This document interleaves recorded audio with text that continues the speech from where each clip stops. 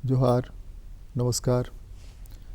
कानून की बात में हमारी कोशिश यह रहती है कि हर व्यक्ति तक न्याय पहुँचे, हर व्यक्ति को न्याय मिले। न्याय पाने के अलग अलग माध्यम हैं। जब अदालतों पर काम का बोझ बढ़ा तो अलग अलग न्याय के फोरम गठित किए गए।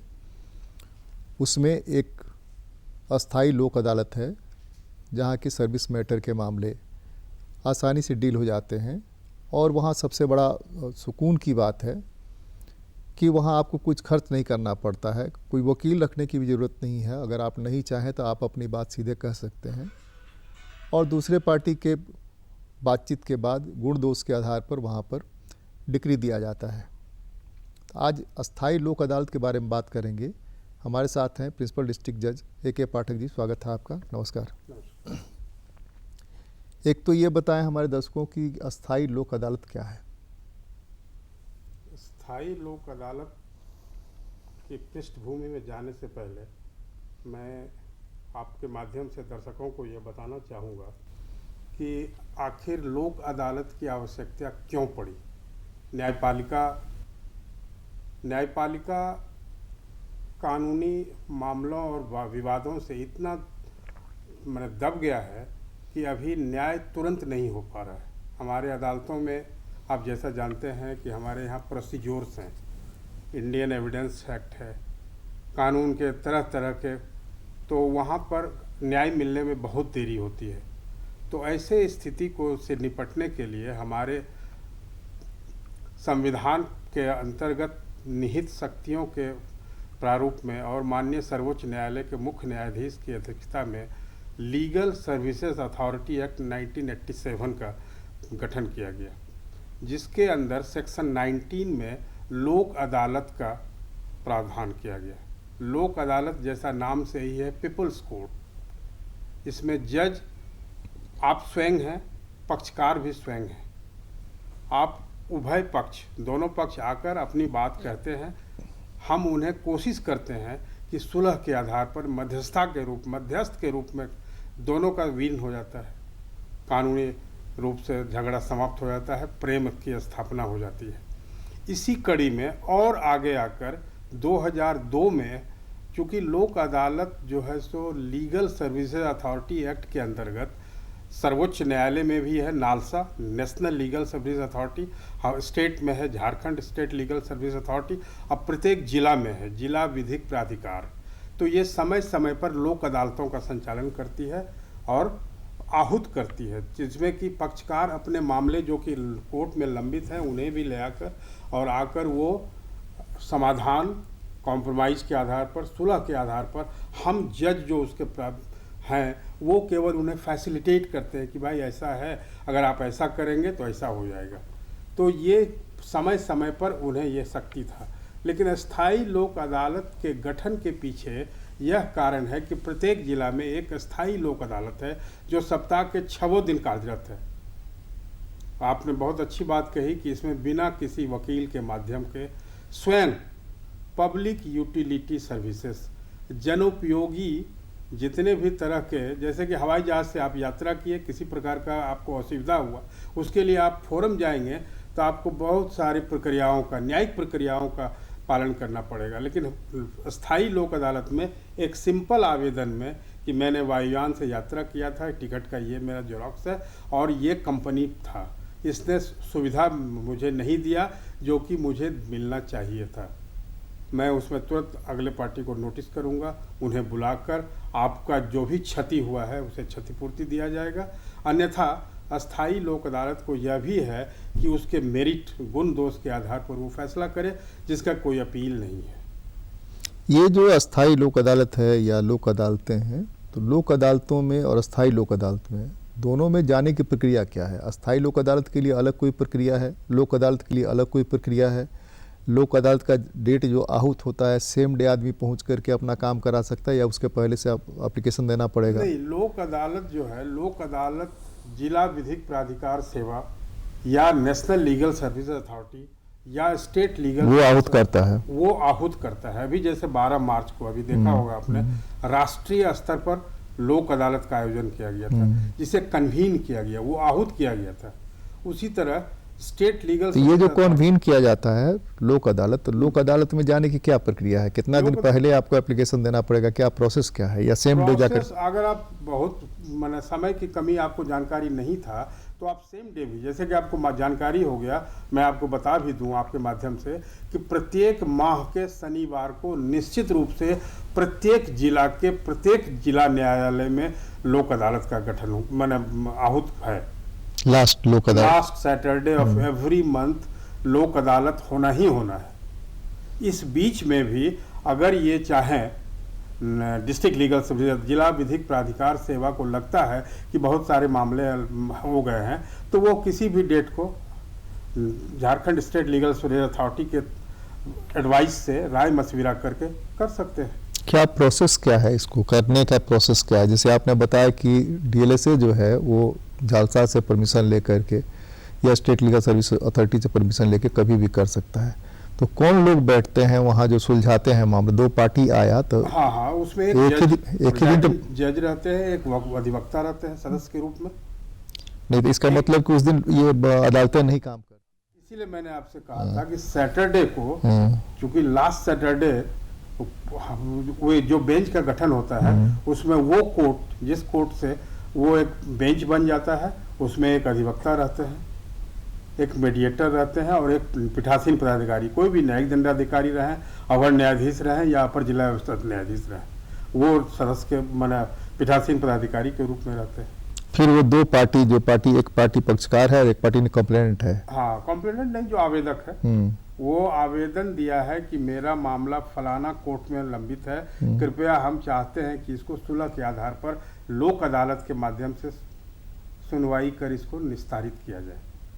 ये तो अदालत में पहले देना पड़ा होगा उसको, अदालत में नहीं, लोक अदालत जो लोक अदालत है तो लोक अदालत आहूत, अगर वो आवेदन दिया तो वो उसको संबंधित न्यायालय से कोर्ट से रिकॉर्ड है, ऐसे तो नहीं आएगा। तुरंत तो रिकॉर्ड नहीं आएगा, फिर सेम डे उसका फैसला नहीं हो पाएगा, तुरंत आ जाएगा। अच्छा, लोक अदालत को सक्षम प्राधिकार वो जो बैठे हुए हैं डीएलएसए में, एक सेक्रेटरी रैंक, सबऑर्डिनेट जज रैंक के ऑफिसर को दिया गया है, जो सेक्रेटरी होते हैं उसके, उनको ये पावर है। जैसे मान लीजिए कि आपका मामला आज लंबित किसी तीसरे न्यायालय में था और आप दोनों पक्षकार अगर सुलह के मूड में आ गए हैं, आप लोग दोनों में बात विचार बन गई है, फौरन रिकॉर्ड को मंगवा लिया जाता है, वो अब वो आ जाता है।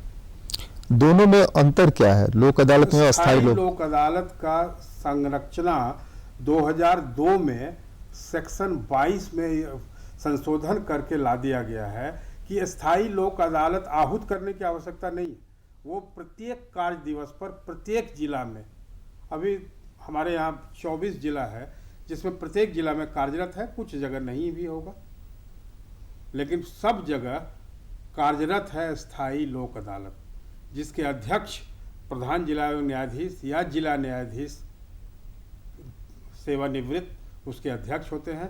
इसमें 2 मेंबर होते हैं जो किसी वस्तु विशेष जानकारी रखने वाले अधिवक्ता भी हो सकते हैं, या बैंकिंग से संबंधित जानकार, एक्सपर्ट इन एमिनेंट जूरिस्ट, या किसी भी क्षेत्र में विशेष योग्यता रखने वाले। झालसा के द्वारा इसकी नियुक्ति सरकार के माने सहयोग से होता है और वो प्रत्येक कार्य दिवस में लोक अदालत और स्थायी लोक अदालत में शायद मैं आपको समझाने में अंतर समझ नहीं, ठीक है। हम एक चीज और जानना चाहते हैं कि ये जो अस्थायी लोक अदालत है, इसमें बगैर अदालत गए मामला दर्ज करना है या अदालत से मामला मंगवाना है? नहीं, बगैर अदालत गए, pre litigation matters, pre litigation अस्थायी लोक अदालत में, स्थायी लोक अदालत में। लोक अदालतों को यह राइट है क्या कि अदालतों में जो मामले चल रहे हैं वो दोनों पक्षकार अगर तैयार होते हैं तो कोर्ट से मंगवा सकता है? लोक अदालत को ये पावर है नहीं, अस्थायी लोक अदालत को ये पावर है? अस्थायी लोक अदालत में तो ऐसे मामले हैं ही नहीं। अच्छा, वो प्री लिटिगेशन का ही मामला है? प्री लिटिगेशन का मामला है।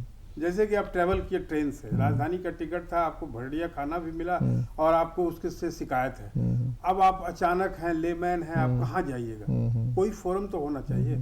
अभी बहुत अच्छी बात कही आपने कि संविधान में हर एक नागरिक का ये कर्तव्य, दायित्व, माने ये अधिकार है कि उसे कानूनी सहायता मिले। उसी को ध्यान में रख के ये लीगल सर्विस अथॉरिटी जो एक्ट 1987 में गठन किया गया है, हर एक जिला में लीगल एड क्लिनिक्स है। वहाँ कोई भी आदमी अब कानून की जानकारी हमारे यहाँ विरले लोगों को है, जिस अज्ञानता के लाभ में पुलिस को देख के पसीना उतरता है। क्यों भाई? Police cannot arrest any person without A warrant from a competent court of justice. काहे हम डरेंगे भाई साहब, नागरिक हैं हम।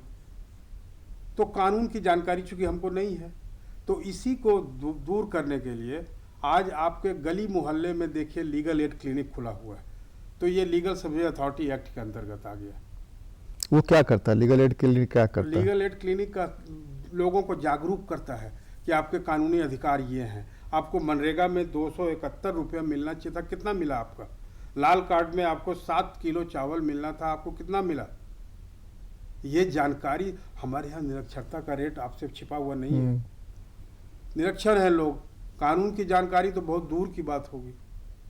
तो उन सबों को दूर करने के लिए अभी जैसे Jharkhand state legal service authority, अगर कोई महिला चाहे किसी भी तरह से प्रताड़ित हो, और अभी भी हम बहुत दूर नहीं है कि महिलाओं का प्रताड़ना हो रहा है, चाहे वो शारीरिक रूप से हो, मानसिक रूप से भी प्रताड़ना होता है, तो वो कहाँ जाए आखिर? पुलिस में जाएंगे तो आप जानते हैं पुलिस का स्थिति। लेकिन हमारे यहाँ झालसा में उनको इज्जत सम्मान, हर जिला में, किसी भी जिला के जिला विधिक प्राधिकार में अगर वो महिला चली जाती है, कोई वकील की सहायता, उनको फ्री लीगल एड दिया जाएगा।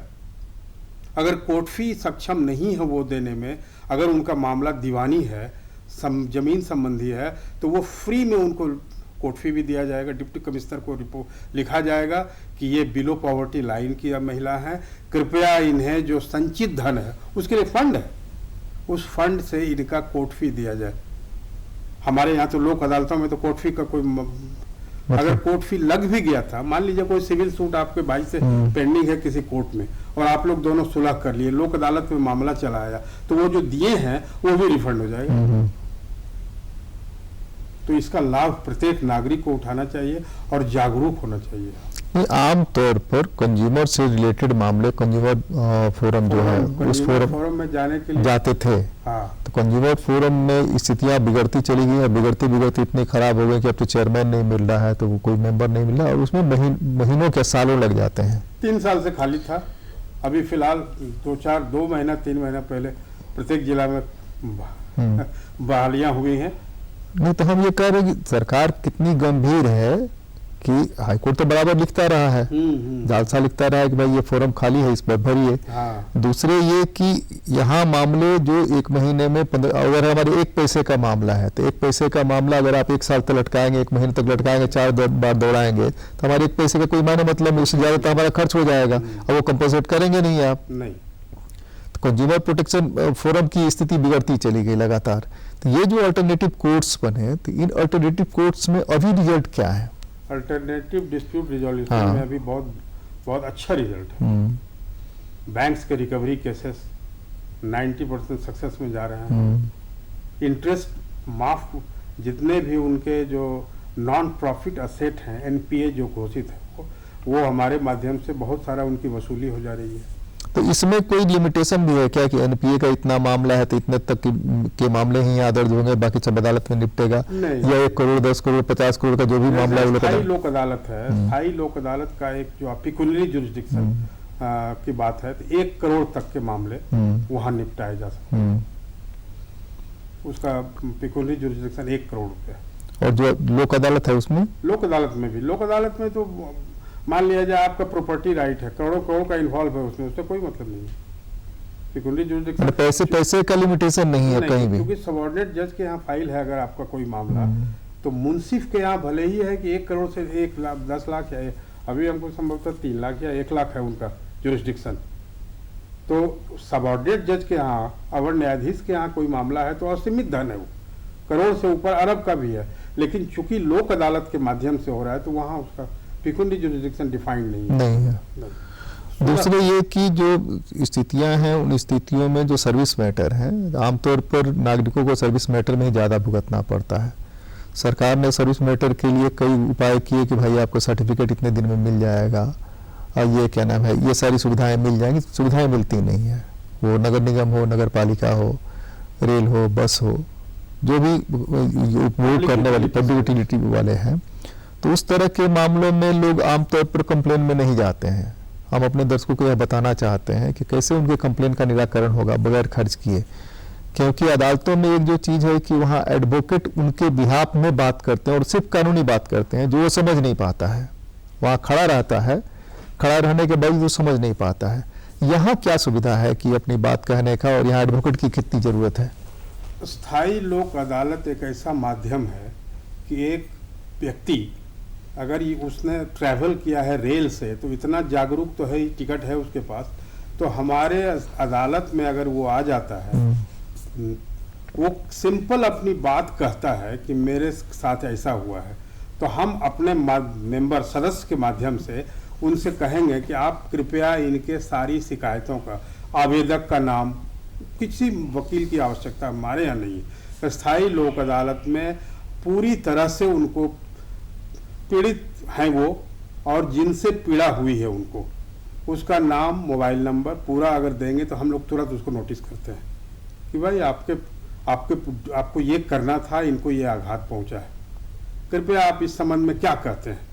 तो वो कहेगा गलती हो गई है, हम इनका हर्जाना इनका दे देते हैं। मामला 90 डेज का लिमिट है वहाँ, 90 दिन के अंतर्गत किसी भी तरह का सेवा, किसी भी तरह का, अब जैसे वायुयान से है, पोस्ट एंड टेलीग्राफ में है, अनाप शनाप बिल आ गया है, हम उनको नोटिस करके, हमारे यहाँ किसी वकील की जरूरत नहीं है, कोई प्रिस्क्राइब फॉर्मेट नहीं है, न तो कोई कोर्ट फी है, सिंपल आके आवेदन दें, केवल अपना जो उनके साथ आघात पहुंचा है, अपना नाम, विपक्षी जिनसे पहुंचा है, और वो क्या चाहते हैं, रिलीफ, बस, और कुछ नहीं चाहिए। प्रतिवादी अगर रिस्पॉन्ड नहीं करता है नोटिस का, देन प्रतिवादी को हम लोग कोशिश करते हैं रजिस्टर्ड मेल से, हम अपने कोर्ट का उसमें माध्यम से समन्स कराते हैं उनको, कहीं कहीं हम लोग स्पेशल टास्क फोर्स से भी, ताकि उस पर असर पड़े, वो आवे न्यायालय में। माने वो उसकी व्यवस्था है कि अस्थायी लोक अदालत से अगर कोई नोटिस गया है तो उस नोटिस को रिस्पॉन्ड करे, और अगर नहीं करेगा तो अस्थायी लोक अदालत उसको रिस्पॉन्ड कराएगी। हाँ, कोशिश करेगी रिस्पॉन्ड कराने का। हाँ। आजकल तो मोबाइल है, फोन से हम लोग उसको फोन से भी कहते हैं कि भाई आपके खिलाफ ऐसा ऐसा शिकायत आया है, अभी आप आके करो, अन्यथा ये आपके खिलाफ मामला कोर्ट में ले जाएगा। अभी प्री लिटिगेशन का मैटर है, अभी अच्छा समय है, आप आके इसको निराकरण कर लीजिए शुद्ध रूप से, समझौते के आधार पर। 90% तो हो जाता है। आप अपने अनुभव बताएंगे क्या कि इस तरह के मामलों में कितने % मामले जो है निपट जाते हैं, कितने मामले रुक जाते हैं, रुकने के क्या कारण है? जहाँ तक मेरा व्यक्तिगत तौर पर मानना है कि अगर बेंच सक्षम है और परसुएसिव मैनर में काम करता है तो बहुत हद तक सफलता हम लोग को मिल जाती है। किस तरह के मामले अटकते हैं? अटकने वाला मामला जैसे कि इंश्योरेंस कंपनी किसी वाद में कि नहीं वो वैलिड इंश्योरेंस नहीं था, डिफेक्टिव था, या डेथ क्लेम का है तो नहीं वो डेथ जो है सो सस्पिशस है, या उसने कंसील किया है fact at the time of taking the insurance, he concealed that he was pre diabetic, या he was suffering from major element, ये सब। तो ऐसे मामले में उनको नहीं, जैसे कि आपने इंश्योरेंस करते वक्त जो भी मेडिकल कराना था मेडिकल कराया नहीं कर, बहुत 90% केसेस में नहीं कराते हैं। नहीं, वो दिखते हैं कि मेडिकल कराया, हमने जो भरा उसमें मेडिकल कराया, तो मेडिकल नहीं कराया तो आपकी रिस्पॉन्सिबिलिटी है कि आपने मेडिकल नहीं कराया, हमारा इंश्योरेंस किया। जैसे कॉलम बना हुआ है उसमें, हाँ। क्या आप किसी गंभीर रोग से बीमारी हाँ, से, तो नहीं है, हाँ और ना, ना, लेकिन अगर ना आप दिए, अब बाद में अगर उसका इन्वेस्टिगेटर आपको पकड़ लिया या आपके डॉक्यूमेंट से प्रूफ कर दिया कि नहीं देखिए ये तो नहीं, वो तो अलग है, हम दूसरी बात कर रहे हैं। हम ये कह रहे हैं कि एक तो ये है, दूसरा ये है कि इंश्योरेंस के मामले में आम तौर पर लोग कहते हैं कि नहीं ऐसा था, इंश्योरेंस कंपनियां आम तौर पर, और जिसकी वजह से क्या कि इंश्योरेंस जो होता है उसमें जो एजेंट कहता है उस पर आदमी भरोसा करता है और साइन कर देता है, और साइन करने के बाद पता चलता है कि तो फंस गया वहां पर जाकर के, हुआ 5 लाख का भुगतान हुआ 1 लाख रुपए, या उस समय कहा कि नहीं आपको तो ये बीमारी थी, आपने ये बीमारी बताई नहीं थी, कंसीलमेंट ऑफ फैक्ट, आपको ये इतना ही तक का पैसा ये हॉस्पिटल में मिलना था, आपने तो ज्यादा खर्चा कर दिया, हम तो आपको केबिन का पैसा नहीं देंगे। तो ये जो है इसको किस तरह से निपटा जाए, क्योंकि इंश्योरेंस कंपनी का एजेंट जब आता है इंश्योरेंस करने के लिए उस समय वो दावा करता है कि आपको सारी सुविधाएं मिलेगी, सर्दी खांसी होगी उसका बाहर से दवा खरीदेंगे उसका भी पैसा मिलेगा। तो सर्दी खांसी का तो कोई नहीं करता, जब हॉस्पिटलाइज होता है तभी वो का दावा करता है, ज़्यादा पैसा खर्चा होता है तब दावा करता है। इस तरह के मामलों में अगर इंश्योरेंस कंपनी करती है, या बैंकिंग के मामले में, लोन के मामले में एक बहुत अच्छी बात बताई आपने कि एनपीए बढ़ता जा रहा है और अरबों खरबों में एनपीए चला गया है। हमको इतना ही चाहिए, इतना दोगे, इतना इंटरेस्ट के साथ तभी लेंगे, नहीं तो नहीं लेंगे। तो ये आपने कहा कि मूलधन पर भी समझौते होने लगे हैं, ये एक अच्छी बात है कि कुछ तो लौटाना। कुछ तो लौटाना। तो इंश्योरेंस कंपनी में जहां ये इस तरह का नुक्ता लगाते हैं वो लोग, तो उस तरह से कैसे हैंडल करते हैं आप लोग? तो हम लोग रोल आउट कर देते हैं। अगर गलत आप जिस वक्त उनसे इंश्योरेंस का प्रीमियम ले रहे थे वो सारी बात ये प्रिज्यूम था कि आपको ये सारी जानकारियां थी और आपने जब उसका मेडिक्लेम का पॉलिसी दिया है उनको, तो उनकी सारी सुविधाएं जो उनके मिलनी थी आपके पॉलिसी के मुताबिक वो मिलना है। और नहीं देने पर तो कहे ही, अगर मध्यस्थता से काम नहीं बनती है अस्थायी लोक अदालत में तो हम लोग ऑर्डर भी कर देते हैं उसको मेरिट के आधार पर, और मेरिट के आधार पर ऑर्डर भी किया है। उसके खिलाफ एक आध जगह लोग गए भी हैं लेकिन कोई रिलीफ नहीं मिला है। रिट है उसके खिलाफ जाते हैं लोग लेकिन कोई लाभ नहीं मिला है। इसीलिए बहुत इफेक्टिव टूल है ये आज के ज़माने में अल्टरनेटिव डिस्प्यूट रेजोल्यूशन सिस्टम का। अल्टरनेटिव डिस्प्यूट रेजोल्यूशन सिस्टम जो है आपके यहाँ 3-4 तरह के हैं। एक आर्बिट्रेशन है, एक अस्थायी लोक अदालत है, एक मीडिएशन है। तो इन चारों में आसान क्या है, खास करके सर्विस मैटर के लिए लोगों को कहाँ अप्रोच करना चाहिए, जहाँ की आप कह रहे हैं 90 डेज स्थायी लोक अदालत में अप्रोच करना चाहिए विदाउट फेवर ऑफ एनी वकील? किसी भी डिस्ट्रिक्ट कोर्ट में जाकर के वो अस्थायी लोक अदालत में, या एप्लीकेशन लिख करके, एक चिट्ठी लिख करके कि भाई हमारे साथ ऐसा हुआ है। अध्यक्ष अस्थायी लोक अदालत एड्रेस रहेगा, वो विषय रहेगा, आवेदक, विपक्षी, रिलीफ जो चाहिए, जो किसी भी सेवा का, और उनका पूरा पता, ताकि हम उनको समन कर सकें। प्राइवेट हॉस्पिटल में भी आजकल मारामारी हो रही है बहुत तरह की। बिल अनाप शनाप बना देते हैं, बिल अनाप शनाप बिल बना कर पैसा ठग लेते हैं। किसी भी तरह का औषधालय, या तो प्राइवेट या पब्लिक, दोनों ही उनके पकड़ ऐसी नहीं है, ऐसी बात नहीं है। उनको शो करना होगा कि नहीं, आप क्यों नहीं आपके ऊपर कानूनी कार्रवाई करने के लिए मैं इनको प्रेरित करूं। इससे बेटर है प्री लिटिगेशन मैटर है, आप आके मामला सुलझा लीजिए। तो हमारे ख्याल से 90% मामले यहीं सुलझ जाते हैं। अभी हमने अस्थायी लोक अदालत के फायदे के बारे में जाना कि अस्थायी लोक अदालत में किस तरह से बगैर कोई पैसा खर्चा किए, बगैर कोई वकील रखे, बगैर कोई स्टाम्प ड्यूटी दिए, अगर एप्लीकेशन नहीं लिखने आता है तो एप्लीकेशन लिखने वाले लोग भी हैं वहाँ, जहाँ आप जा कर के अपना एप्लीकेशन लिखवा सकते हैं कि बस में ट्रैवल किया, हवाई जहाज़ में ट्रैवल किया, हॉस्पिटल गए, जहाँ भी आपको पीड़ा पहुँची उस पीड़ा के निदान के लिए, कंपनसेशन के लिए दावा कर सकते हैं।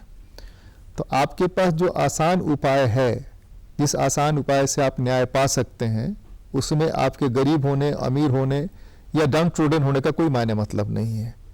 तो आप जो सुन रहे हैं, जो देख रहे हैं, वो अपने लोगों को ही बताएं। कानून की बात में आज तो बस इतना ही। अगली बार मिलते हैं, किसी और मुद्दे पर चर्चा करते हैं। नमस्कार, बहुत बहुत धन्यवाद।